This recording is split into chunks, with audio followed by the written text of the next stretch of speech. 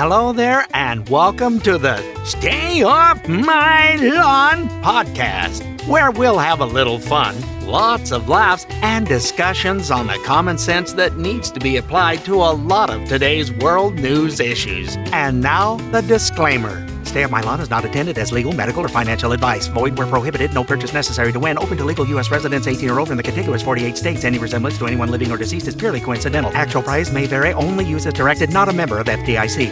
And now, here are your hosts, Mike and Richard.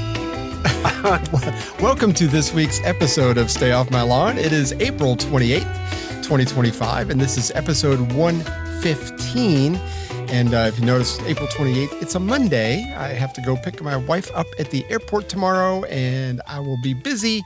So I'm too busy to service any of you people. I'm just going to be out tomorrow. So we're going to do I this just won't be ignored, Dad. I don't know why you're doing this to me. You are going to be ignored, and you will like it.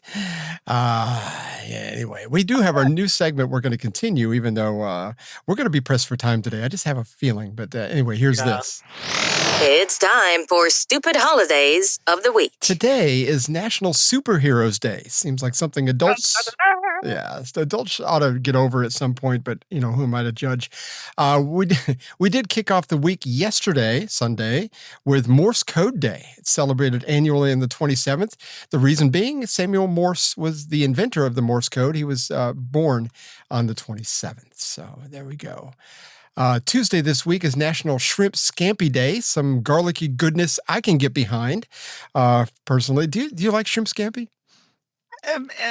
Shrimp's okay. I eat more garlic flavored stuff than I used to, and I prefer my shrimp on the barbie, mate. That's good too, though. Yeah, I like it that way better. It's got good. As long as you coat it with butter as you're cooking it, I'm good. I'm good either way. Shrimp. The wife unfortunately discovered shrimp fajitas. Oh my gosh. Okay, sure. Get the most expensive kind on the menu. That's just how they are. It's like, you're supposed to take care of me. Take care of me, damn it. And we have get what you want, dear. I give her a bedtime and I said, hey, get what you want. We're not destitute. It's okay. It's just us. My wife doesn't even ask anymore. She goes, I think I'm going to get this drink. It's like, it's $9. It's like, she goes, am I not worth it? So it's over at that point right there.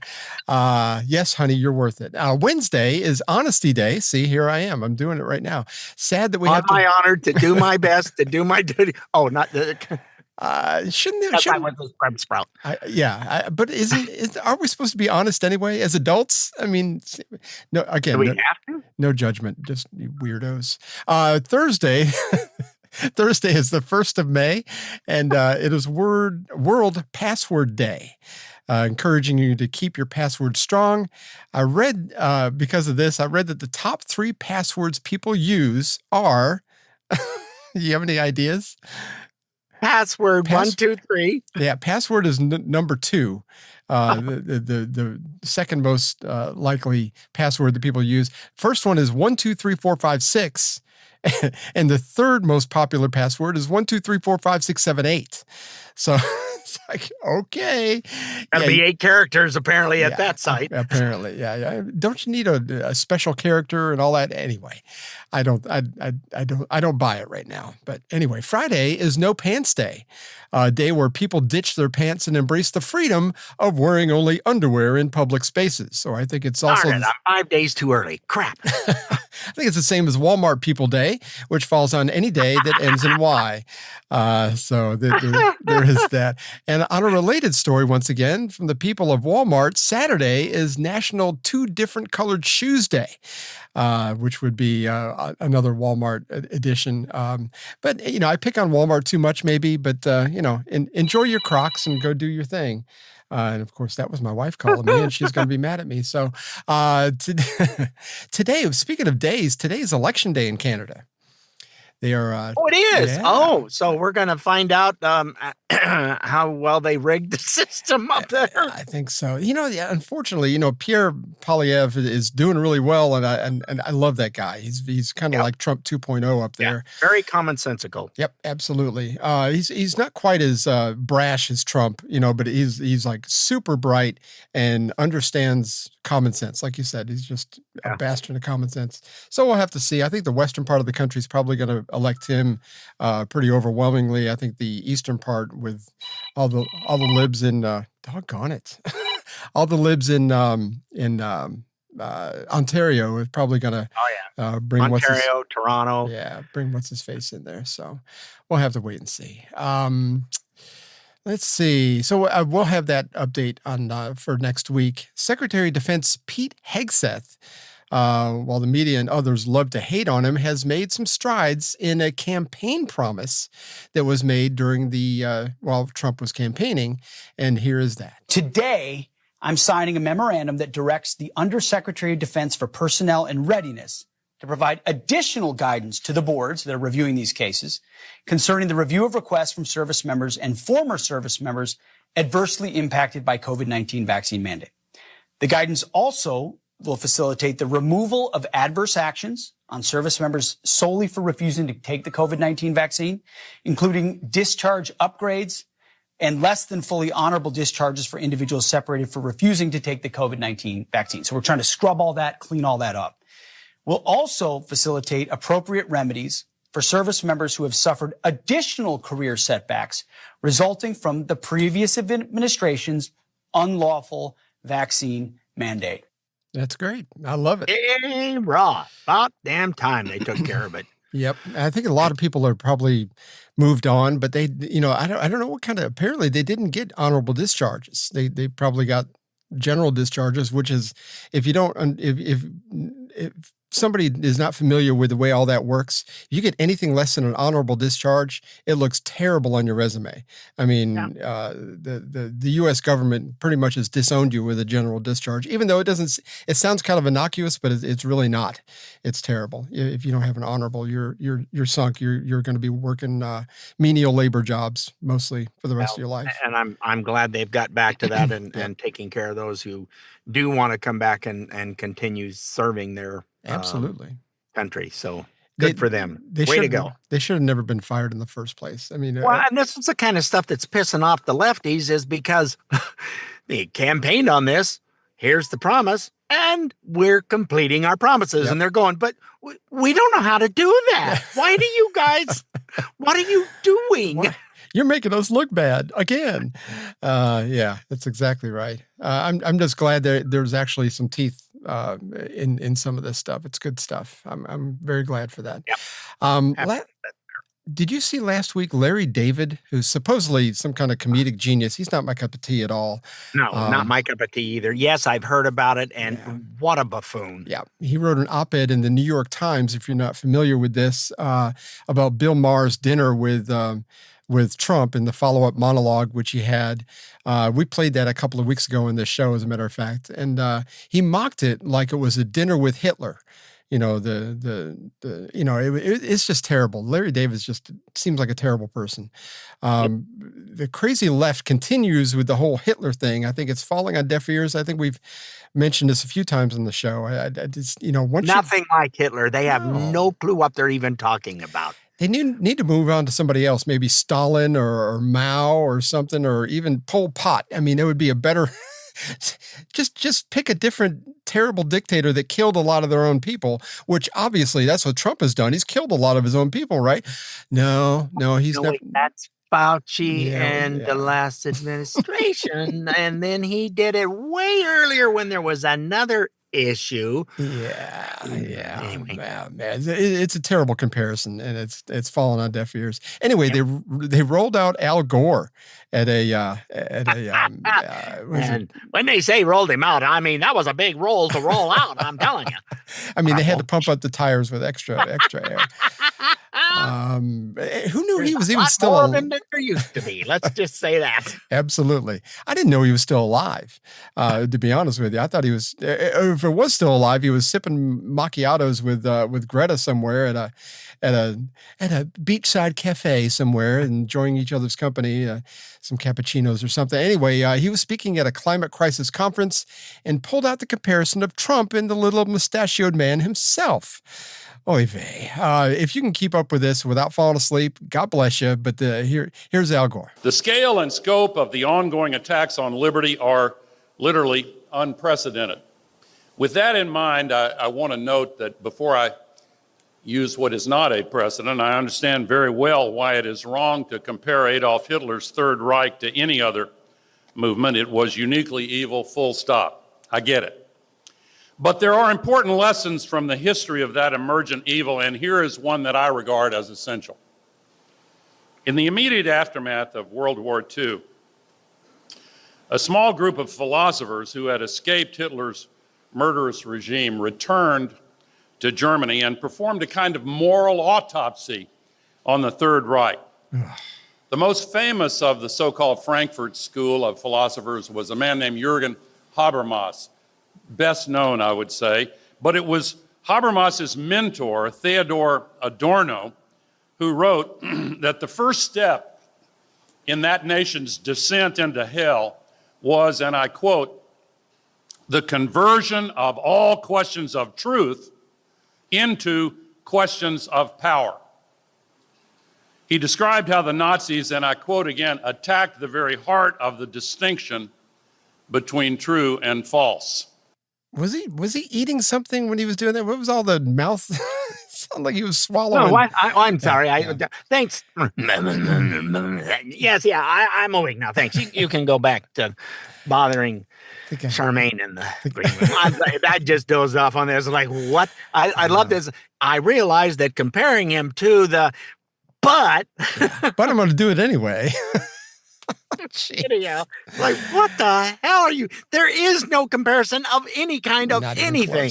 It's not even close. It's against the Democratic Party. If you look at all of their things that they were spewing and what Kamala was saying while she was campaigning for president, because she never campaigned in a primary, all of her, what they were originally calling word salad, look them up. They're all in Mao's. It's all dictator.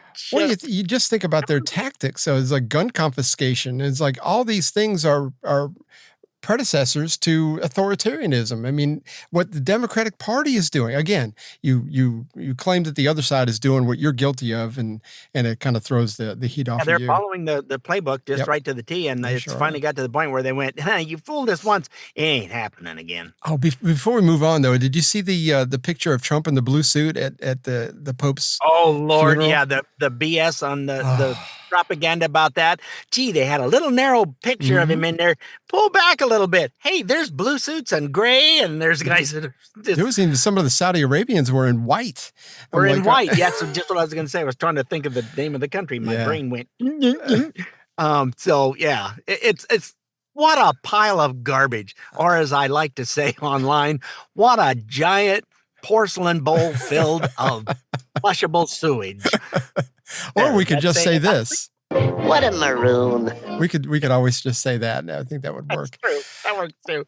We are going to take a break a little bit early. We do have Charmaine Davies. I forgot to mention this at the top of the show. We have our good friend of the show, one of my favorite people on the planet, Charmaine Davies. We love having her here. She is fantastic. Certainly do. She's in the green room right now, eating Funyuns and drinking Dr. Pepper.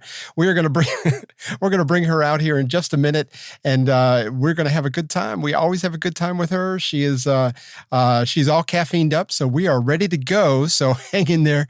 We will be right back. It's all about common sense and fun. We'll be right back.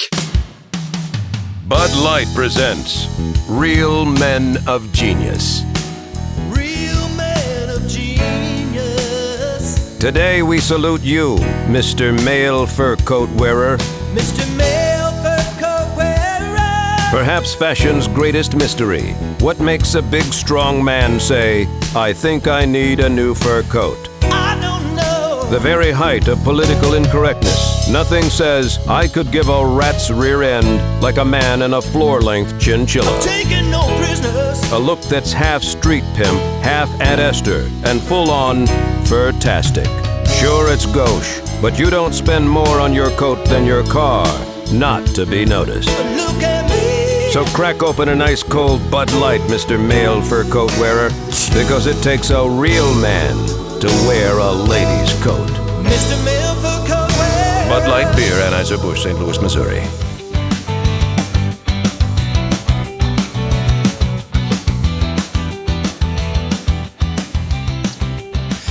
Welcome back to Stay Off My Lawn segment 2, and we are recording this for the YouTubers out there. We have special guest, as promised, Charmaine Davies, one of our favorite people in the world. We have back on the show. I think this is the 4th time you've been on the show. Is it 4? I think so. It's always a joy though to chat to you guys. So thank you for having me back. Yeah. How's is it actually starting to be spring-like in the UK right now? Oh, do you know what? I can leave the house without a coat now. I know, isn't it a miracle? Yeah, it's a miracle. That's awesome. I'm not holding my breath that the weather will last because you know what the English weather's like. Right, One it's only minute April. it'll be like 100 degrees and the next minute we'll have hailstones and lightning. So, it's always leave the house with your sunglasses on and a coat just in case. I know you've had some. If you don't follow Charmaine on her social media, you need to do that. Find her on social media because she posts not only the funny things, but she posts some great sunset pictures out of her apartment. It's just absolutely beautiful. I mean, it's like we don't get sunsets like that because we don't live on the water here. Right, but it's gorgeous. Some of the I'm very lucky where I live. I mean, I'm looking as I speak to you right now. I'm looking over Brighton Beach, and it's a beautiful sunny day. Which is bizarre, actually, because the beach isn't that busy at the moment. Anyway, perhaps they're all out shopping. It is a Saturday. Yeah. You would think, though. Yeah, you would think that all the pink hairs would be out there, and they burn too easy. So that's true. Yeah, they've had to lather up with the 50 SPF. Oh gosh. Hey, I was going to ask you about the British Supreme Court. They just came out with something that said that they're men are men and women are women. I mean, is this something we've known for a couple thousand years now? Or is it what? Well, you would think that it was common sense that men are men and women are women, but then we have all the trans debate. Now, I've known trans people for, I don't know, 20, 30 years or whatever, and I've always respected them, admired them and everything. The ones that I have known over all those years have never tried to impose themselves and say, we're women. We need to do what you do. We need to do female sport. We need to go to female prisons and all this. My friends have never done that. They've appreciated that they're very fortunate to be able to change and transition. However, now we seem to have a generation that want to eradicate we're all women. And here in England, I don't know if you saw on the news a few months back, Keir Starmer was asked by an interviewer, what is a woman? Now, you would think he would know because he's married to one and he's got a couple of children. So as far as anatomy goes, I'm pretty certain he knows how women work. But he couldn't answer the question. He could not answer the question. He was like, yeah, well, this is a difficult question. And I'm not really. And it's like, how is this a difficult question? As you say, for centuries, men are men and women are women. And I'm not saying that trans people can't be trans people. If you want to wear a dress and call yourself Sheila, that is up to you, really. But do not try and eradicate real women and say, we're more women than you are. The real reason why this had to go to court was to prove a point. Yeah. Really. Yeah. And to a normal person like you and me, it kind of goes, well, I thought that was just fact. Men are men and women are women. Exactly. But then it's all, but, trans rights are human rights. Of course, everybody's got human rights. But now they're going, well, our rights have been taken away from us. Well, as a human, no, your rights haven't been taken away. As a human being, the only thing that we are saying is that you're trans, you're not a woman. And people may hate me for saying that, but a fact's a fact. Yeah. You either have the twigs and berries or you don't. I mean, I'm sorry. That's just the facts, folks. When it comes to something when your own prime minister can't actually, and only as soon as the court ruling came into play, suddenly, Keir Starmer went, I always knew that women were women. Yeah. Well, now it's safe he can say it without offending Oh, yeah. He's just like some of the people on the left here in the U.S. too. It's like whichever way the wind's blowing, this is my opinion now. So it's all good. But there was a news story, but and you do agree with, we totally agree with you. If you want to wear a dress and call yourself, I don't care if you want to call yourself a crocodile, you do you. I mean, but you cannot tell me that I have to call you a she, or that crosses that line. You call yourself a she all you want, but if you've got a 5 o'clock shadow and you're really not really working it too hard, I mean, I'm going to be like, dude, and I need this or whatever. Yeah. If you're working at a store.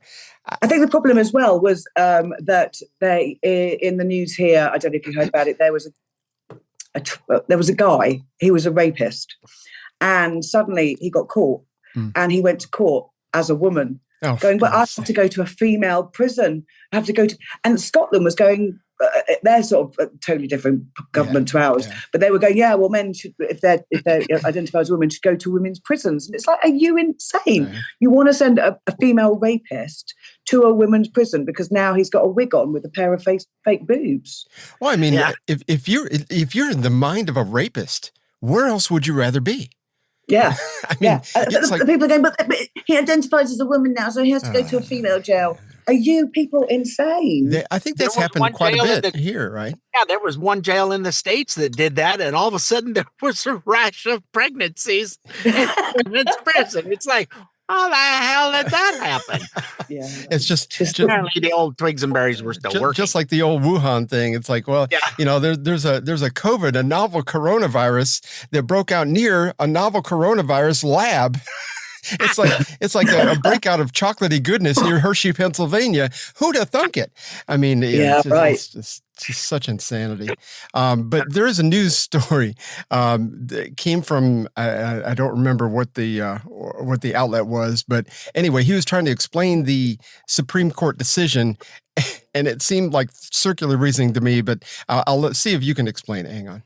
A judge at the UK's highest court today has said a woman is legally defined by biological sex under the Equality Act. He also said the same law gives transgender people protection against discrimination. So what does this mean? In terms of concerns around single-sex spaces like female prisons, rape crisis centres and female hospital wards, transgender people with gender recognition certificates could now be excluded. For Women Scotland, the campaign group who took the Scottish Government to court, welcomed the ruling, and the UK Government says it brings clarity and confidence for women and service providers. What about campaigners who've expressed concerns around protections for trans people? Well, the Scottish Greens say the ruling could remove important protections for trans people, but the Scottish Trans Charity says not to panic and warns against overstating the impact of this decision on trans people's lives. The Scottish Government were arguing that trans women with a gender recognition certificate are legally women, while For Women Scotland argued that sex is determined before birth.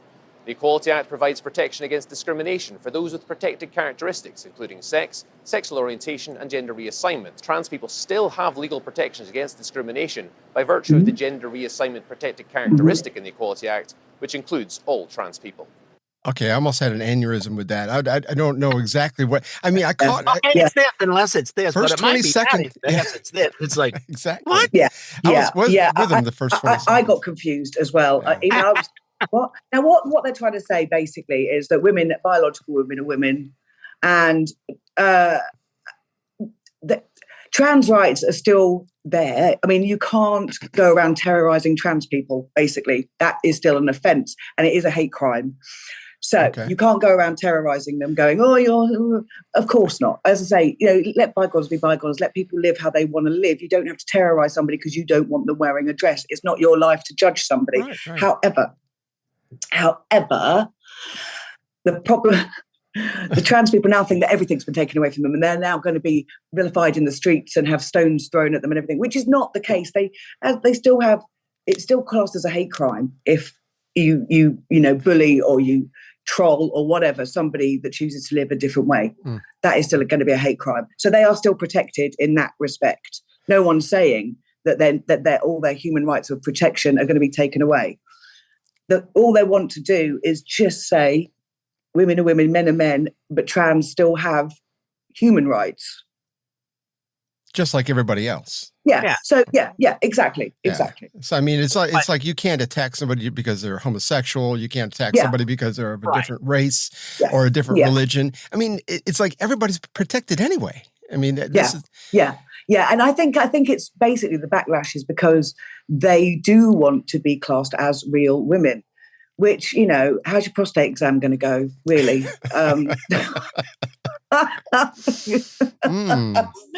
So it's like I say, I've got trans friends. I don't have a problem with it. They've never sort of tried to belittle me and go, well, I want to use your bathroom and me. And all it at the end of the day seems to be is about a battle of bathrooms. It was kind of the same here, right, Richard? Residencies at the Gray Bar Hilton. I mean, you know, they want to. Oh, that's right. We were talking about that. Yeah. Yes, the Gray Bar Hilton. That's prison. Oh, okay. And I can see you going, what? Yeah, no, that's a lot of bars in Brighton where I live, they have unisex toilets. And a lot of universities now have unisex toilets. So, you know. A lot of stores here that will have like a family bathroom, which is unisex, and then they have the everything's still separate. But then again, there are some stores now they've gotten rid of all that, and they just have 2 unisex bathrooms, and it's very hard to find. At least in my area, you don't see that very often. But I would imagine places like New York or LA or Chicago. And a lot of the trans people are going, yeah, well, you know, why can't we be in women's changing rooms or toilets or whatever because we're not rapists? Well, we're not saying that all of you are, but some of you are. Exactly, it's the minority, as always, that have to spoil it for everybody else. Yep. Because there's always one rapist that will go in that toilet, and that's not saying that every single trans person is. They're not at all.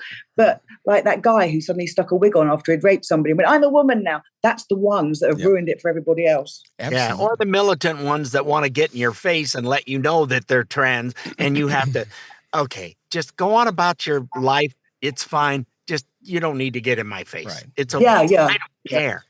I mean, I'm like, as in all the 40 theater productions, if I had a problem with gay people, I wouldn't have been in so many theater productions. I really don't care. Most of them, one of the best neighbors we had were a couple of gay gentlemen next door. I don't care. They were good people. That's all that matters. I don't care if you're purple, green, yellow, orange. I don't really care. If you're a good person, you're a good person. And that's all that matters. Yeah. You know, exactly. and you know, when I was growing up, I didn't really see any of that, but it was just over 40 years ago. I was on a bus in San Antonio, Texas, and there was somebody who got on a bus in high heels. I only saw from the back, and long hair, and the whole thing. Turned around, had a full beard, and I was like, going, well, that's different. I didn't see anything like that in my hometown, you know. But it's like you can't make up your mind. But who cares? Yeah. I mean, if that's what he wants to do, then that's fine. But I mean, he didn't go out, walk up and down the aisles, forcing everybody to call me a she. Yeah, my name is Julie. There is that one guy on Instagram. I say guy, God, I'm really vilified for that. There is this one person on Instagram that identifies as a woman, and he purposely goes into restaurants, coffee shops, whatever. And they'll go, "Oh, sir, would you like? How dare you misgender me?" And he's just basically known for causing trouble, and there's no need for it. Yeah, you know. I mean, I remember when I was cabin crew for the airlines. One day, I was doing the tea and coffee service, and this person had their sort of heads turned to me. I couldn't see their face, and I just went, "Oh, excuse," and they had very long blonde hair. And I went, "Oh, excuse me, madam, would you like a cup of tea or coffee?" And they turned round, and it was a man, like, and they laughed. And I said, "Oh, I do apologise. I'm so sorry." And that's all that needs to be done in any situation. You know, laugh about it and move on. It's not, you know, there are really worse things to worry about if someone's misgendered you. Oh, no doubt, no doubt. Speaking of taking yourself too seriously, what about Keir Starmer? What a segue there.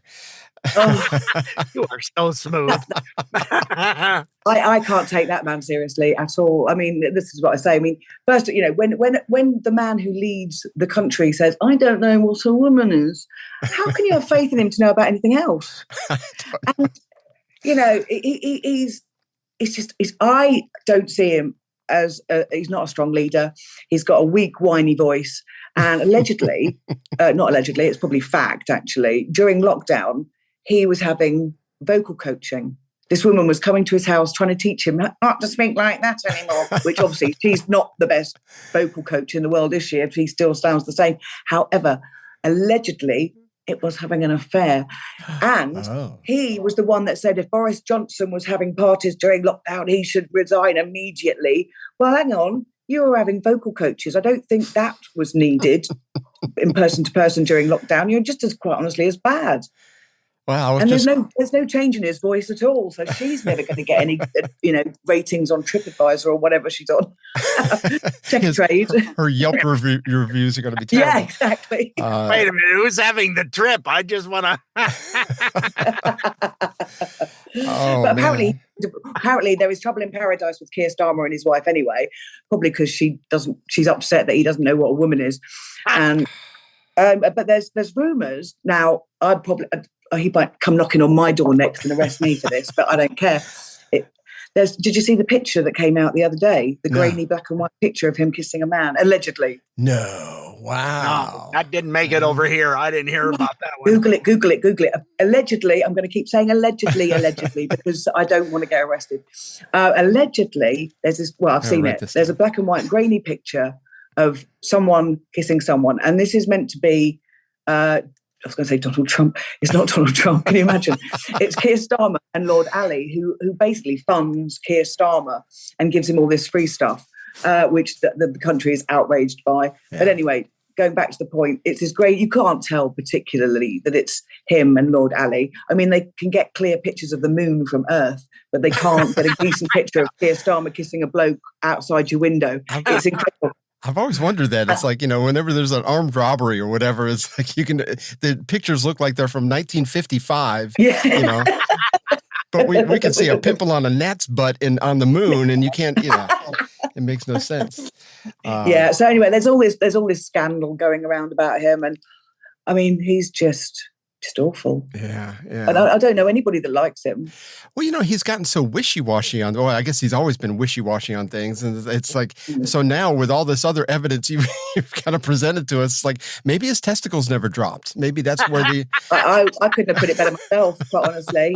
He's a very weak man. And I look at him and just, basically, I'm sick in my mouth a little bit when I see him. It's just awful. And I think what happened, the problem was the Conservatives in this country were not doing particularly a good job at all. Yeah. And they've been in power for a very long time. And then everyone thought, well, we better get Labour in. They're going to do better. They'll sort this country out. They found out what bad really is. Sometimes it's better the devil you know. Do you know what I'm saying? Because Labour have come along and just crucified us with more tax upon tax upon tax. They're taking the heat fuel allowance away from pensioners, which actually, to be factual, is going to be means tested now, because there's a lot of rich pensioners that, of course, can pay their own bills. Yeah. But now you have to go through a little sort of online thing saying, are you poor enough to get your heating paid for and all this?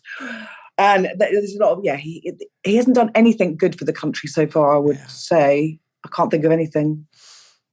We jump back and forth here too. It's like, just like you, it's like we go to the extreme one side or the other, and now they got extreme Trump, and everybody's like, it's kind of comical, I guess, when you zoom out a little bit. But I guess it's the same over there. So we have the same immigration problems. I mean, it's unbelievable, the immigration situation of people coming over on boats, etc., illegally. And what our government has decided to do is put them in hotels.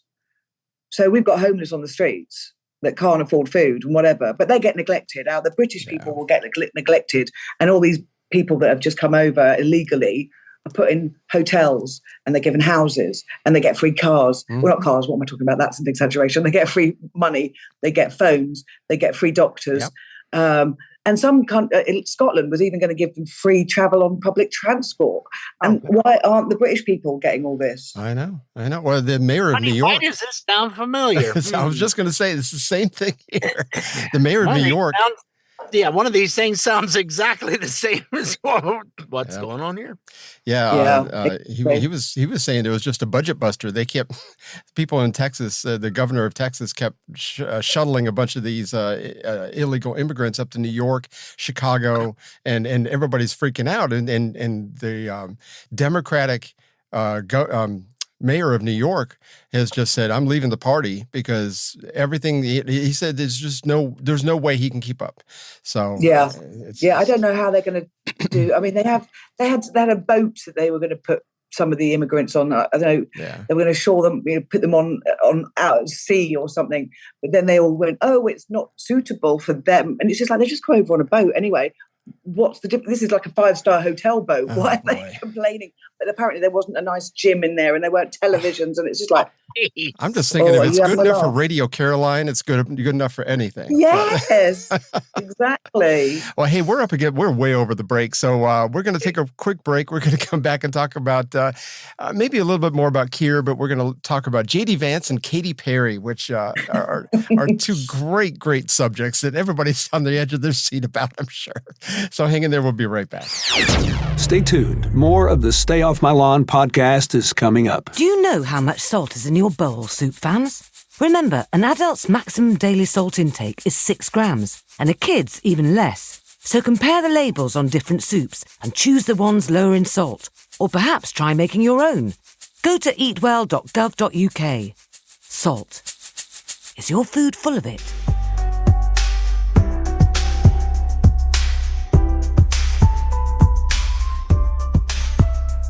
All right, welcome back to Stay Off My Lawn, segment 3, continuing our conversation with Charmaine Davies. And it just always goes much better than I even expect. So we are so grateful to have you here.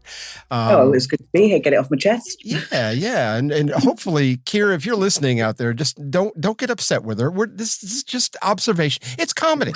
So, I mean, It's a therapy session. Yeah, this is legit and needs to have that so she doesn't go off the deep end. There's no reason to if you never hear from me again, it's because Keir Starmer had me arrested. You'll have to get bail money. I was going to say, you need to have your boyfriend take a picture of the cuffs as they're putting them on you. That way everybody will know, and we'll be able to we'll get a GoFundMe page and we'll get you out of jail. So fabulous. I'm glad to hear it. It works for MS-13 gang members. I mean, why not? I'd like to help out those in need or think they're in need. I mean, we'll do what we can. Yeah. Thankfully, it hasn't gotten that bad here. Well, then again, if you show up at a rally in Washington, D.C., sometimes they'll arrest. There are people that were in jail in solitary confinement for like 3 years because they were at a rally where people went into the Capitol. Back in 2021, just before Trump left office, that whole January 6th thing. I remember. But yeah, those, I don't know how many people there were. Do you remember, Richard? Do you remember? It was several hundred. Yeah. I mean, they were arresting people and putting them there whose cell phone showed them to be in the area when they try. Yeah. It's all that matters. They were hitting them for that because it's just like, we got proof you were there. Do you really? Yeah. They might have just been in a hotel room. And they were never charged for anything for 3 years. They just were left to just sit in jail. And wow. And in the Fifth Amendment in the Constitution here in the U.S., we have a thing called due process. I think it's mentioned in the Fourth Amendment as well. But it's like they're all jumping up and down over this guy from Maryland that they sent to El Salvador because he was an illegal immigrant, first of all, and second of all, he was a gang member, somebody who was a domestic terrorist organization. And so everybody's jumping up and down that he didn't get due process. Well, first of all, if you're not an American citizen, you don't get due process because that's part of the Constitution. Just like if you're, when you lived here, you couldn't own a gun. I mean, there was a lot of things. If you were not a citizen, you were not entitled to certain things covered under the Constitution. It's just the way it goes. But these people, due process didn't mean anything to them for, throw them in jail. Yeah, there's a big class action lawsuit now. I bet there is. $50 billion was the last thing I saw. This is what, like, you know what? I'll pay my taxes for that because they deserved it. Absolutely. They got 100%. just hosed. Yep. Dreadful. Yeah, that's why my rule of thumb is I'm an introvert anyway. I don't go to these rallies. I don't do any of that stuff. So it's crowd. Yeah, I don't like crowds because you always got to pee somewhere along the line. I mean, I see the big demonstrations in London on the TV, and I'm just like, I don't care what it's for, but I just couldn't be in at that crowd. And if you want to get out quickly, you've got to fight your way out of a crowd. And actually, there's not enough toilets en route. Exactly. I see even the New Year's Eve celebration, like in New York with the apple drops or whatever. And it's like, I have no desire to be around 40,000 people. I just don't, it's not my thing. It's funny how the older we get, the more important the porta potties become. Right. Now that's why I love lockdown. There was nobody about, and you could just get on your business without bumping into people or crowds and stuff. And I know a lot of people hated lockdown, but it was very special for me. I didn't have to cope with the public. I love I it live too. out in the country, so I don't see hardly anybody anyway. So it's nice. Oh, lovely. Now, were they arresting people that were out in public without a mask on, or in your area when that happened? They were arresting people for just sitting on a bench in the fresh air. Jeez. I remember seeing a video somewhere in California. Of course, California, they're extra weird out there anyway. But but they were just on the beach, just sitting there eating lunch or whatever, and the cops came up and harassed them because they didn't have a mask on. It's like, you got to be freaking kidding me. So, I mean, it's just, and really, I think that's kind of emboldened them to continue to harass people for no good reason. But it's insane. Yeah, I think things have changed a lot since lockdown. I think that because people were worried that, with the restrictions and whatever they were putting in place during lockdown, people were saying, well, let's hope they get rid of those restrictions once they're gone, because we know what the governments are like. If they start putting things in place, then they're going to stop us doing things in the future. So it was, it's the world's gone crazy. Yeah. And we had talked about this many times. It was almost like a test to see how much people would put up with. It's like, we're gonna fire you if you don't get the jab. We're gonna make sure that you don't leave the house. If you go to, we're gonna close your businesses. So many people lost their businesses during those couple of years. It was awful. Restaurants were just inundated. There are so many doors closed on restaurants. It's just really sad. Yeah, I know. Financially, I think a lot of people really struggle. I think the one good thing to say about our government then, they were doing. So, like, for example, I'm self-employed.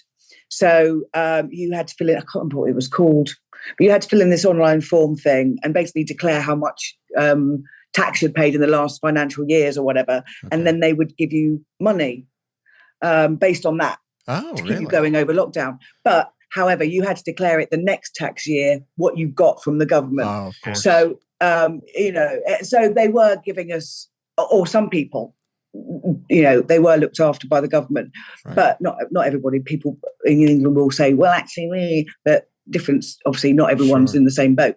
But they did look after us quite well financially, I think, and businesses were kind of looked after.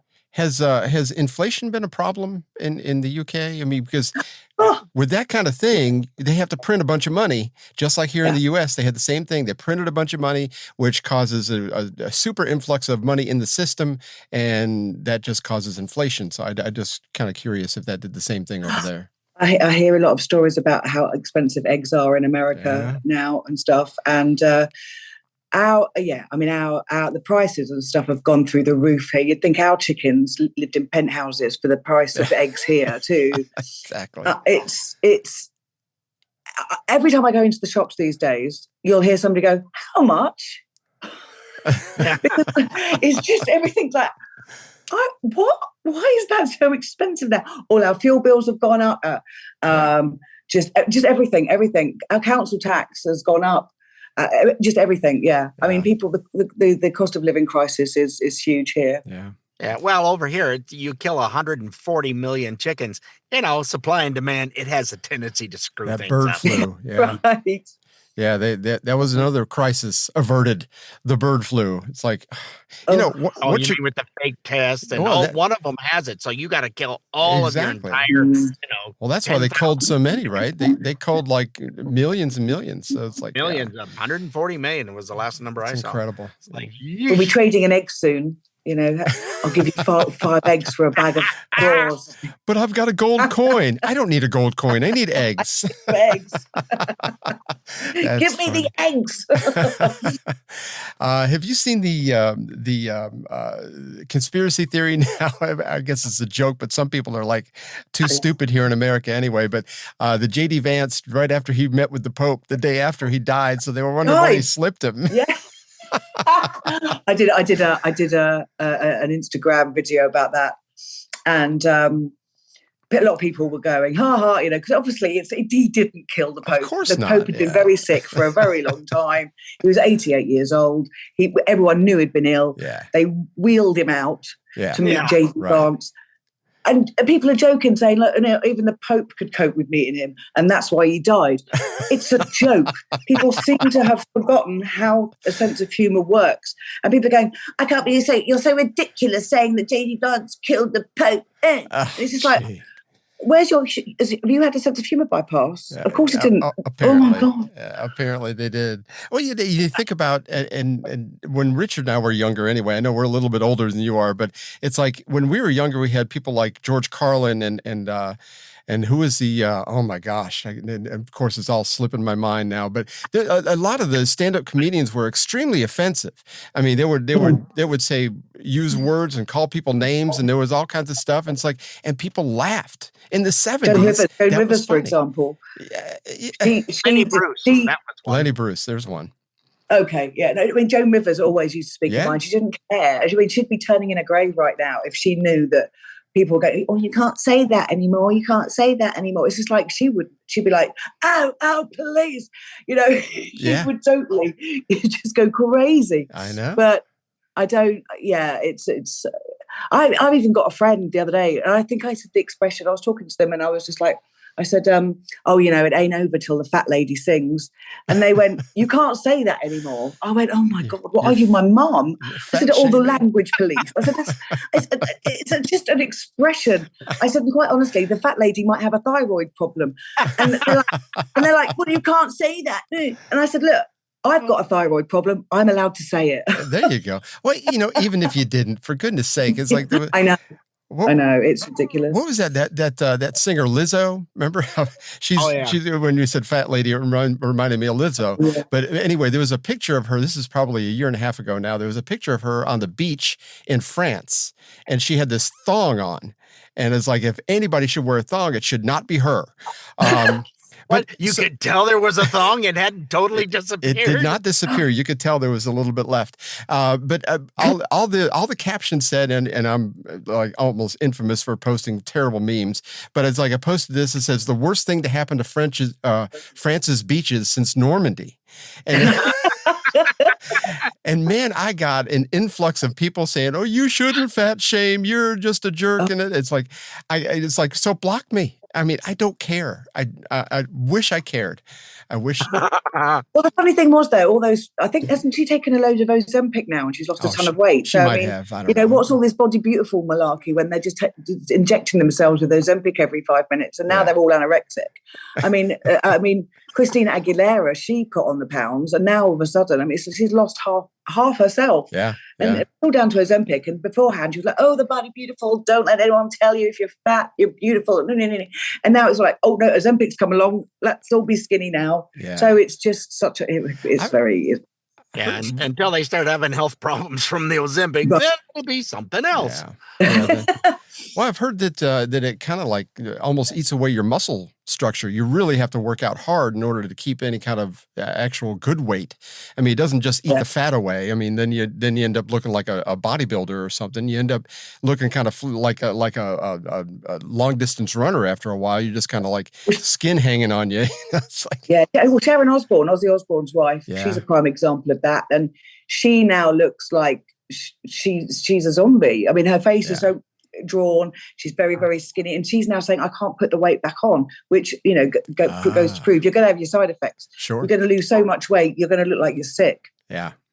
And that's not body beautiful. No, and Richard and I've talked about this many times. We, especially America, we are so over medicated about everything. We are the number one prescription consumer in the absolute world, probably more than the rest of the world combined, because it's advertised on TV, and of course that kind of feeds into the mind of the person that says, "I think I've got that." And it's like, right, you got a problem? Take a pill. Yeah. It'll be high. Can I help you? When I lived in America, I remember seeing the commercials on TV, and it would like, ask your doctor if you can have this drug and that drug, and I'm like, what? I thought we'd never even dream of doing that in England, But it's almost, as you say, putting the mindset. Have I got this illness? Yep. Oh, I better go to my doctor and get these drugs. And that's, as you say, that's what America's commercials with the big pharma leads you to, going, oh, I must have that drug because it says that I'm going to, walk on water or whatever afterwards. But it's big pharma nonsense, It's just repackaging of paracetamol or something. Well, that's why they have, all the big wigs in those pharmacy in the Pfizer and some of the others. It's like they're all billionaires, and it's because of that specifically. And it's just part of the medical problem. But everybody, it's just so much easier. I think Richard talked about that. It's like it's so much easier. easier. Take a pill. You're gonna be okay. We still gotta get to JD Vance. JD Vance, he liked to take pictures too, right? I mean, you posted something about this. He was a very naughty boy. He's not the son of God, as they said on that film. But no, he went to the Sistine Chapel, which I have been to. Have you guys been to the Sistine Chapel? No.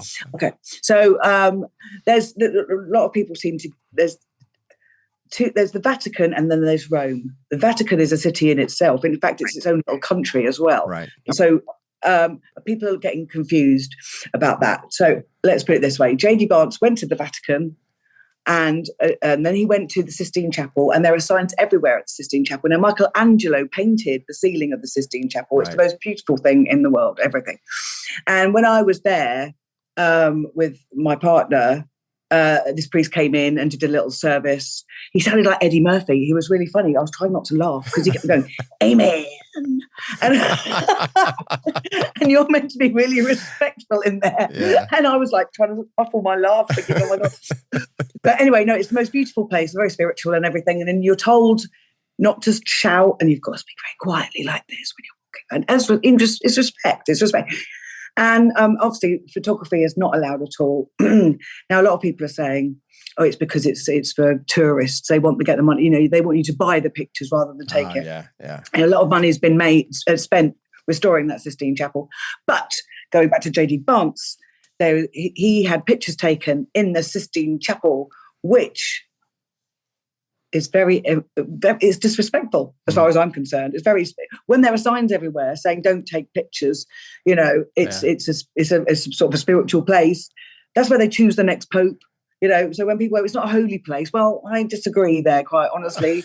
But JD Vance, I mean, the thing is, because he'd made that comment about Zelensky not wearing a suit to the White House, everyone's trying to find holes to pick in him now, going, well, you're not so perfect yourself, are you? He's not. So, I think he'd be the first one to tell you. Yeah. That's funny. Well, you know, I think you get used to it here because it's like there's very few places. I can't even think of anything off the top of my head where you can't take pictures like that. Of course, we don't have history that goes back like 1,000, 1,500 years, 2,000 years, like you have over especially in the Rome area. Yeah.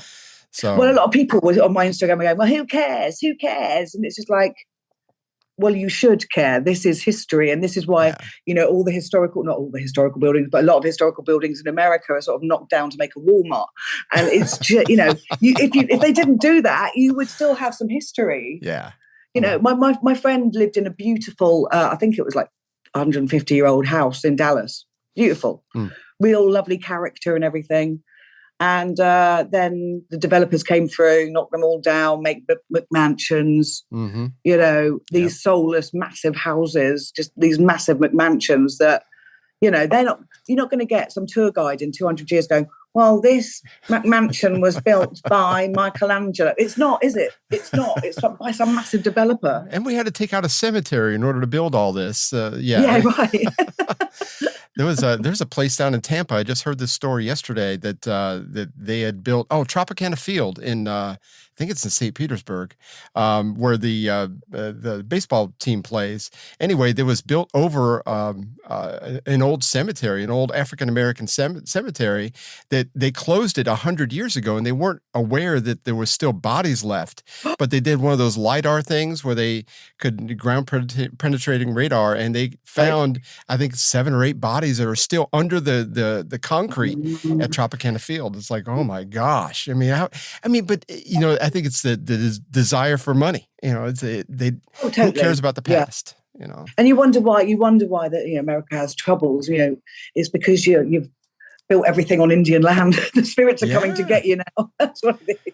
But yeah, where I live, I mean, this is a big Cherokee Indian area. This is the beginning of the Trail of Tears where they moved, and it's like, so there's a lot of stuff. There's burial grounds, and we have Indian mounds which were burial grounds for the Etowah Indians that lived in my area. Oh yeah. So it's really kind of neat. I mean, and I would really hate it if they bulldozed all that and put up a freaking Walmart or something. I mean, that would be. Yes, I think each place has got a price. You know what I mean? If people get offered enough money, they build all over it. So it's all money, Absolutely. unfortunately, that causes these things. Speaking of money, Katy Perry. You are just almost smooth today. I must have had good sleep last night. I don't know. Speaking of money, anyway, she took that trip on that phallic, rocket Blue ship. Origin. Yeah, Blue Origin. But anyway, she's kind of upset at the backlash that she's gotten since she came back with that daisy in her hand, going, "Oh, I feel closer to love now." And she kissed the ground after being in the ship for 11 minutes. Yeah. And they weren't even in space. They were on the edge of Earth where they can feel weightlessness. Yeah. If they had have helmets. If it only takes 10 minutes to get into space, how come those astronauts that were stuck up there for 8 months didn't get rescued quicker? If it only takes 10 minutes to get into space, they were on the edge of Earth's atmosphere where you can experience weightlessness. They are not astronauts. So I'm on a rant again. You've started me off again. They are not astronauts. They are overprivileged women that now think that they're closer to God or something ridiculous because they just went up on an expensive fairground ride. Yeah. The absolute, and it's such an insult to like was it Sunny Williams, who was the woman that was stuck up there for 8 months? Yeah. Is that, I know it's Sunny, I can't remember. Her and somebody else. Wasn't there two of them? Oh, there's a couple of guys, but she was the female up there. But I don't know if you noticed, when they got rescued eventually, she probably got, this Sunny woman, I can't remember her surname, sorry, she only got literally 5 minutes of headlines. 5 minutes of headlines. She's been stuck up there for 9 months. She's a qualified astronaut. She's been training for years. Only NASA can pick astronauts to go up there. Mm-hmm. And Katy Perry now classes herself as the same thing. Are you having a laugh? It's insane. Well, we train. Oh, I love this part though. We train for it 3 days. Okay. It's like you're going to go skydiving. So you go and take the class before you go up and jump out of a plane. Yeah. It's the same thing. And it was also mentioned that Bezos's girlfriend is well endowed. She purchased them. Oh, we'll just put it. If they would have gone up much higher, they weren't in a it wasn't compressed enough. And we're talking wow, the balloons because they're not made to do that. Who'd have thought of that? No, exactly. They're delusional.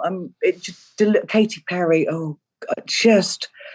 And the thing is, a lot of people are going, well, why are these women getting so much backlash? And when Jeff Bezos went up, or Bezos, whatever his name is, he didn't get any backlash. Yeah. No, because he didn't come back saying, I'm closer to love.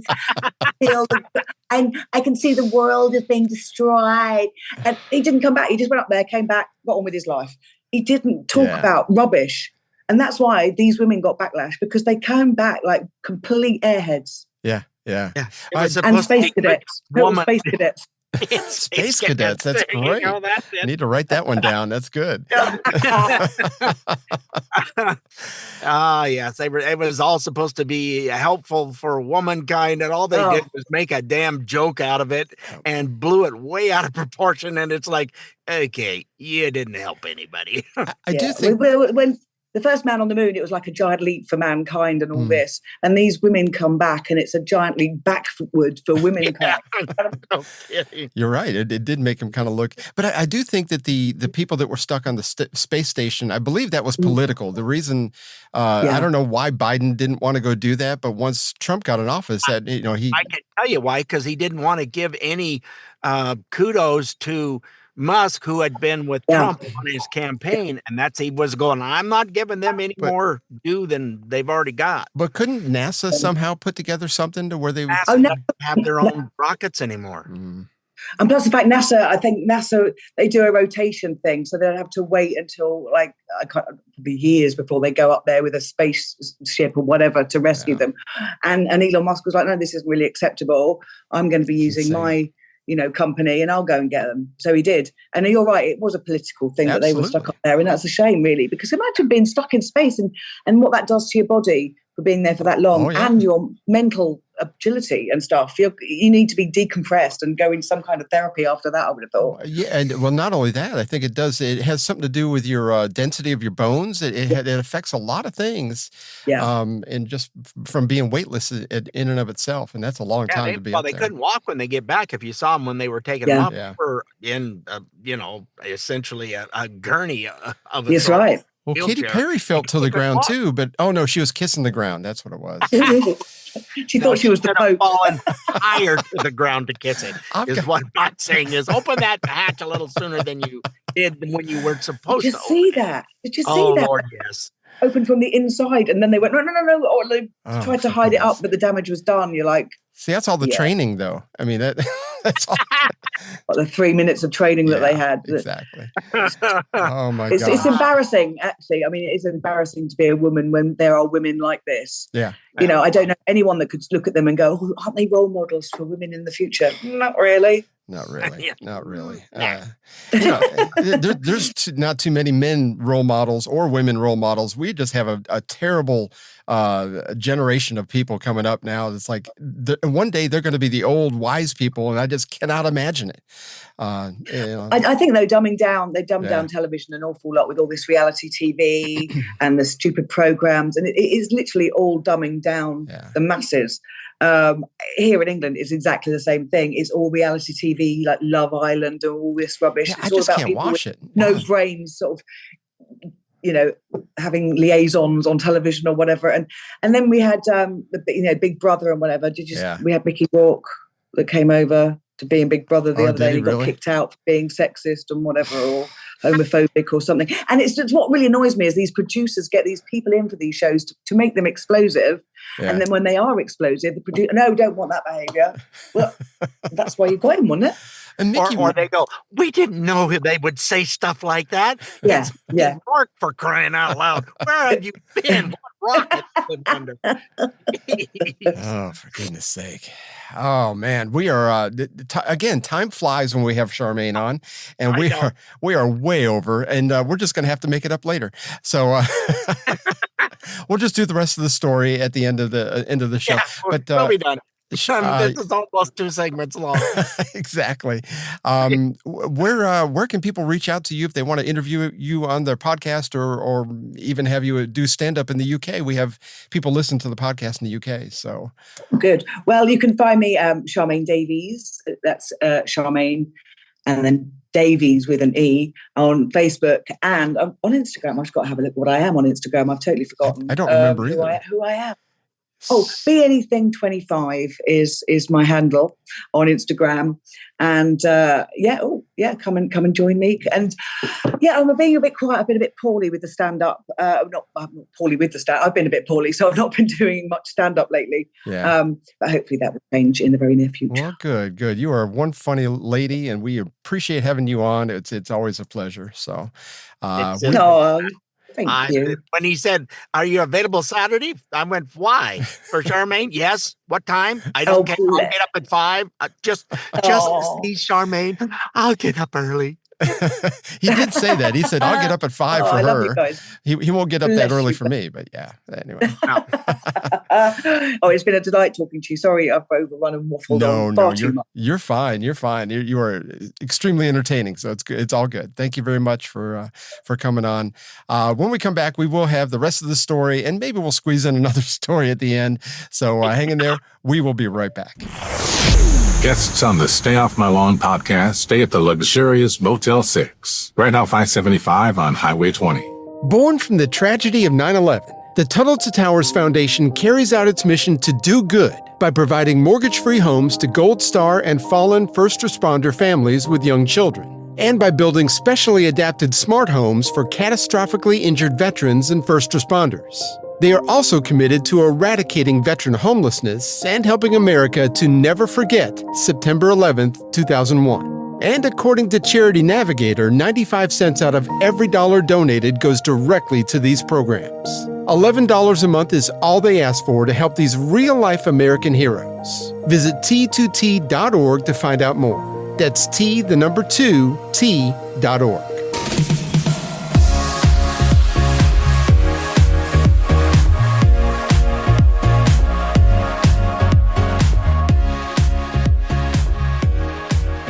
Welcome back to Stay Off My Lawn, segment 4. Whew, she was great, right? Awesome. And it was almost like we did 2 segments and on vacation. I knew it was going to go long, but oh my gosh. We enjoy. We really don't care. No, she said, "Hey, I'm happy to come back on." It's like, really? You still want to come back on? And she was a wonderful fill-in when you were kind of down and out for a bit. That helped kind of break up a long dry spell there. Yep. She was terrific to do a show with. So she can come on any damn time she wants to show up. I'm good with it. You just don't see that very often when somebody's smart and funny and easy on the eyes. I mean, she's got it all. So I mean, it's very, very good, and we love having her on, and we will probably do it again. Actually, I think we spoke that we're going to have her on again this summer. Don't they have an election coming up? I don't remember when it is. Seems like there is an election. I have to look that up. I think we are going to try to talk to that guy in Florida too, Jamie. We had him on before the election, but maybe that'll be in a few weeks, I think. But there's just so much going on that we've had to pare down a lot of this stuff that we're doing. So. We thought when our election was over, it's like, what are we going to talk about when that's? Never mind. We are busy trying to. Yeah, we're on 900 miles an hour, and the Dems are going. But what are you doing? Keeping promises? We can't do that. Every time we peel a bit of that onion off, there's still more in there. So it's like, we have so much to talk about every week. I do want to ask about this. As a person matures into fully functional adulthood, do we not learn that you don't get your way very often? I mean, especially when you get married and have kids. That stage yet, so I mean, I don't get my way. I mean, now that we're retired, we get our way more often. But I mean, as far as like decorum, protocol, whatever you want to call it, just doing the right thing. Sometimes doing the right thing, you have to. I don't like going to funerals. I've got one to go to next week. I don't want to go, even though he's a person I absolutely loved, and I hate that I have to go to his funeral. I don't like visiting people in the hospital. It's just no fun. I don't like going to parties where their husband is my wife's friend. Their husband normally annoys me. I don't like going. I annoy them, so it all works out. So anyway, the absence of Michele Obama at Jimmy Carter's funeral and Trump's inauguration, she finally addressed it on her less than stellar podcast. I think we talked about this off the air. The reviews are absolutely atrociously horrible. Yeah, she's very monotone. I don't know what happened. Her brother's not much different, and the two of them are talking about stuff. It's terrible. What? Oh, they're still on? Here's her explaining a little bit about her absence. My decision to skip the inauguration, what people don't realize, or my decision to make choices at the beginning of this year that suited me were met with such ridicule and criticism. And it took everything in my power to not do the thing that was right, or that was perceived as right, but do the thing that was right for me. I had to basically trick myself out of it. People couldn't believe that I was saying no for any other reason, that they had to assume that my marriage was falling apart, right. Mm-hmm. Well, I mean, it was everything I could do to say no, to do the right thing. It's like, that's the opposite of being a good adult, I think, But isn't that being, let's see, what's the word? Oh, I remember, selfish. That's it. That's exactly it. It's like, I'm going to do this. Screw the rest of you. I don't care. And it's like, oh, well, good for you, but you still have things because wow. Whatever. Yeah, it just doesn't. But that kind of took everything I had to not do the right thing. It's just crazy. Is that not emblematic of the whole Obama administration? That whole, I don't know. Lefties in general. Yeah, selfish. exactly. I want it, and you've got to give it to me just the way I want. I'm not doing it. I'm going to my room. I'm not coming out till tomorrow. Oh my gosh. Well, protest. Anybody got a match? Exactly. I mean, I made this Molotov cocktail. Come on now. It's for something. Saturday was the White House Correspondence Dinner, and Axios national political correspondent Alex Thompson made a strange admission. It was strange to me. Let's see what everybody feels. President Biden's decline and its cover-up by the people around him is a reminder that every White House, regardless of party, is capable of deception. But being truth tellers also means telling the truth about ourselves. We, myself included, missed a lot of this story. And some people trust us less because of it.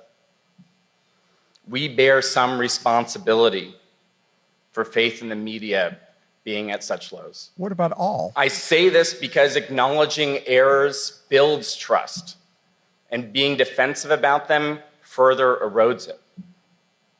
We should have done better. He didn't say he's going to do better. He should have done better. Yeah, should have. And he's talking about being, what was it, deceitful or something. All I could see was a minion going, what? Like, oh, my God. What the hell are you talking about? Even though it sounds like a mea culpa type speech, but at the same time, it's sort of, well, we have a little bit of culpability here. We screwed up and we still haven't fixed it, and we still have no plans, and we, all we have is Trump administration bad. Ugh. Exactly. I mean, we're out the fire with a big club. It's like, what the hell is that going to do? We lied about the deaths of COVID. We lied about the vaccines over and over. We lied about the lockdowns being a good thing. We lied about Biden having cognitive ability. It's like, and people don't trust us anymore. I just don't understand. Than that, we've only did a few things that weren't good. Oh my gosh, these people. Yeah, the ratings are atrocious. I just saw where on MSNBC, all of a sudden her name with the short hair. Rachel Maddow. Yeah, Rachel Maddow is going to be losing a lot of money. They're going to be taking a lot of it back. If you still want to be here, you can't make that much anymore. They don't have it to give her. Yeah, she's going to have to cancel her Netflix account or something. She's only going to make a couple $1 million a year, the poor woman. I know she's going to go from 40 million a year or something down to 30 and then 20. And now she's just going to be destitute at 2 or 3 million a year. She has a whole show a week.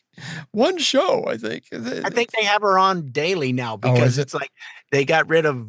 That's right. They got Joy Reid. Yeah. So she had to step up because we're paying you all this money. You will work 5 days now. Paying you less, and we want you to be here more. So yeah, it couldn't happen to a nicer person. She's. I don't know how she's making ends meet at a lousy pittance of 20-something million a year. It must be hard. You got to cancel something. I mean, you're going to have to stop the warranty. No more cable. No more cable, exactly. And she won't even be able to watch herself, which would probably be torturous. Got to be torturous for her. Oh, God. Oh, my goodness. Well, we are ready for a palate cleanser, I think. We are. It has been so much fun having Charmaine on, and it's just, but it exhausts me laughing so much. I think that's where I'm at right now. My laugh bumps were up on the back of my head. It hurts to smile. This palate cleanser is another rest of the story. It's about a broke salesman who, by the time this finishes up, you'll know exactly. You'll know who it is, obviously, but I mean, it'll all make sense. So here we go. Now, the rest of the story. Have you heard the one about the traveling salesman? There's a traveling salesman from Cleveland who wagered over his head in a game of golf. Well, let me tell you the story. If this salesman lost this game, he was going to lose a lot more than a game. So the game he had to win is the rest of the story. He was, as I say, a salesman in Cleveland. He was 25. His income just about equaled his expenses, so though he was a good amateur golfer, he dared not wager for high stakes until one day. Friends had invited him to the Pine Valley course in New Jersey. He'd never played that course before, and Pine Valley's a man-eater, more sand and scrub than short grass. You ask anybody who's played it, Pine Valley is one tough golf course. Now, the young salesman is no hustler, but this day he has to hustle because he needs money, he needs cash, he needs hundreds of dollars. So the negotiating begins. Pine Valley can't be such a hard course, says the visitor, though he has heard otherwise. His golfing companions laugh. Would he care to put up a little money behind that boast? All right, says he. So confident is he that for every stroke over 80 on his scorecard, he'll pay his companions $100. Well, his companions are delighted. Who does this kid think he is that he can shoot 80 or lower on his first time around Pine Valley. But, wait a minute, says the guest. You pay me $100 for every stroke I make under par. Par was 72.